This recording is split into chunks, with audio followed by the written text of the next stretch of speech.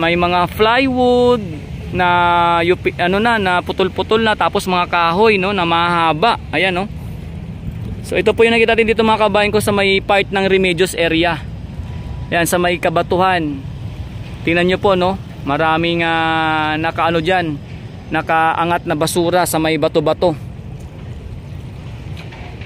Maliban sa ating nakita sa may tubig, dagat, sa may mga bato-bato talaga nakasiksik yung mga basura. Ayan no. May mga bola po. Tsaka yung yung ugat-ugat ng water hyacinth or water lily. Yan yun mga kabayan na nakikita dito. Yan dami oh.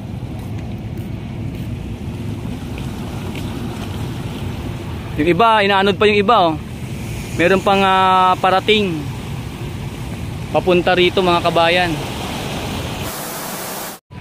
Magandang umaga sa inyong lahat mga kabayan ko. Nandito nga po ako sa part ng Remedios sa may Manila Bay pa rin po ito mga kabayan ko. So nakikita nyo po dito sa may Kabatuhan. Ito po may mga marami ditong inanod na basura, pati mga kahoy. Iba't iba no, iba't iba. May mga styro, may mga plywood na na putol-putol na, tapos mga kahoy no na mahaba. Ayan no. So ito po yung nakita natin dito mga kabayan ko sa may part ng Remedios area. Yan sa may Kabatuhan. Tingnan nyo po no, maraming nakaano diyan, nakaangat na basura sa may bato-bato. So hindi lang po yan dyan mga kabayan ko, pati doon sa may pinakadulo ay marami pa tayong nakikita na tatanatin dito no, sa may papuntang MYC. Ayan, kung mapapansin nyo po, ito yung seawall dito sa may Remedios. Sa ngayon, dahil patuloy pa rin po na nililinis ang mismong loob ng Manila Baywalk Dolomite Beach, doon sa may Dolomite Beach natin. So hindi pa rin, kumbaga close pa rin ito sa publiko. Dito lang po ang open mga kabayan ko.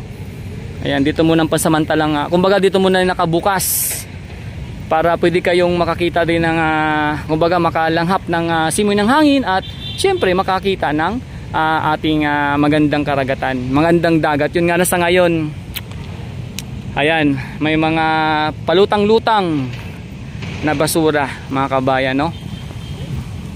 Hindi talaga maiwasan to kasi nga talagang malawak po na sa sakupan ng Manila Bay, at pag may mga ganyang panahon talaga, may mga masamang panahon, especially pag may bagyo, hindi po talaga maiwasan na hindi mo ito makikita. Talagang makikita mo ito kahit saan ka pang lugar ng baybayin. Meron po talagang naanod ng mga kagaya nito mga kabayan ko. So kagaya nito ngayon no, nakita natin dito talagang marami nakasiksik pa sa Kabatuhan no. Ayan, nakasiksik pa sa Kabatuhan itong ating nakita dito ng mga basura. Ito yung naging epekto ni Bagyong Karina na pinagsama na habagat no, may dalang habagat. Ha? Nakasiksik sa Kabatuhan yung dami pala. Maliban sa mga ayan, maliban sa ating nakita sa may tubig, dagat, sa may mga bato-bato talaga nakasiksik yung mga basura. Ayan no. May mga bola po. Tsaka yung ugat-ugat ng water hyacinth or water lily. Yan yun mga kabayan na nakikita dito. Yan dami oh.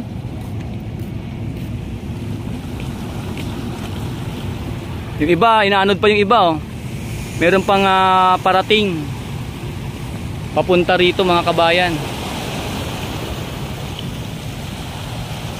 Oh.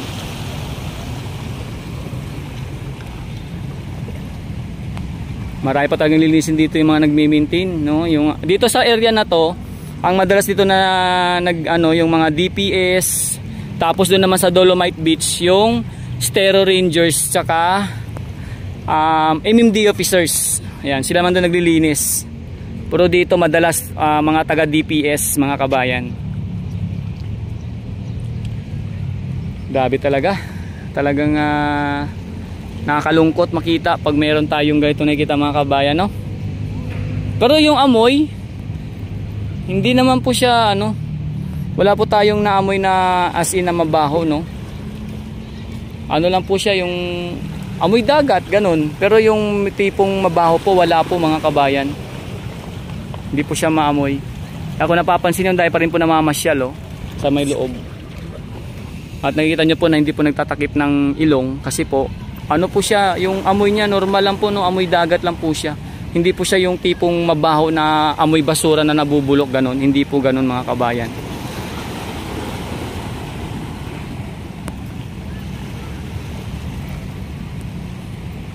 Marami pa rin mamilisin tayo dito. Ating ano pa, kumbaga patuloy lang na i-update ito mga kabayan ko. Ayun sa dulo, ang dami, oh.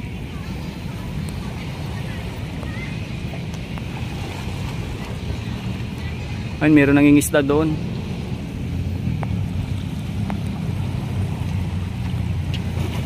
Yun sa may dulo marami.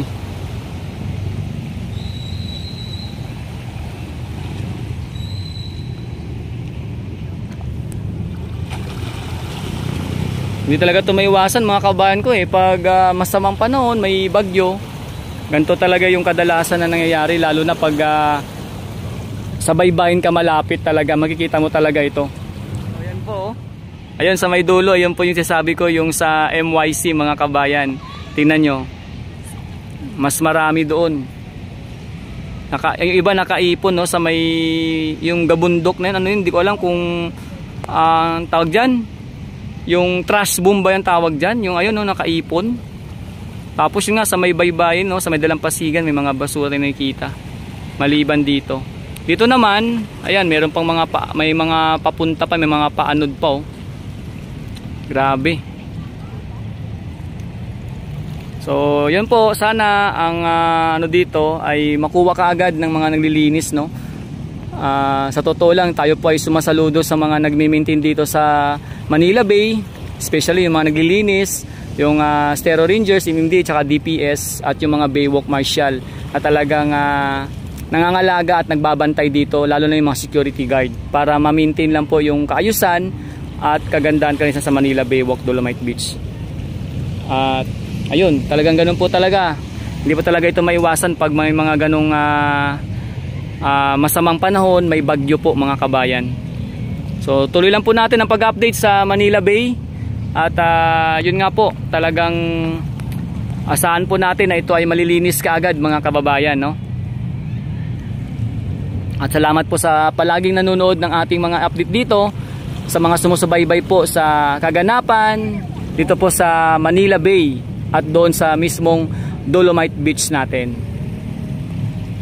So sana po ito ay malinis at makuha na kaagad mga kabayan ko, no? Para ito kasi po tumagal to kasi mahirap, mangangamoy po ito sa dagat.